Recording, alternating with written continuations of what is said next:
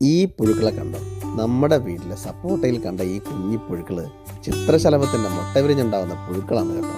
ചെടികളിൽ തളിരില വരുമ്പോൾ നമ്മൾ വളരെയധികം ശ്രദ്ധിച്ചു കഴിഞ്ഞാൽ തന്നെ ഇങ്ങനെയുള്ള അറ്റാക്കിൽ നിന്നും നമുക്ക് ചെടികളെ സംരക്ഷിക്കാൻ കഴിയും. ആദ്യമായിട്ട് ഈ പുഴുക്കളെ കാണുമ്പോൾ തന്നെ അവയെ ആ ഇൻഫെക്റ്റഡ് ആയിട്ടുള്ള ഇലയോട് കൂടി തന്നെ കട്ട് ചെയ്ത് മാറ്റി പ്ലാന്റ് ക്ലീൻ ആക്കുക.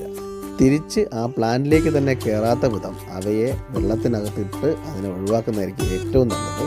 അത് കഴിഞ്ഞതിന് ശേഷം പ്ലാന്റ് നല്ലോണം ഒന്ന് ക്ലീൻ ആക്കുക. ഏതെങ്കിലും ഒരു കീടനാശിനി 1 ലിറ്ററിന് 2 ml എന്ന രീതിയിൽ നമ്മൾ എടുക്കുക.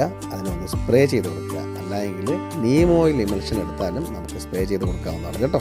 അങ്ങനെ നമ്മൾ ശ്രദ്ധിച്ചു കഴിഞ്ഞാൽ നമ്മുടെ ഫുഡ് പ്ലാന്റുകളെ നമുക്ക് വിജയകരമായിട്ട് നമുക്ക് വളർത്തിയെടുക്കുവാൻ കഴിയും. വീഡിയോ ഇഷ്ടമായാൽ സപ്പോർട്ട് ചെയ്യാൻ മറക്കരുത് കേട്ടോ. Thank you so much.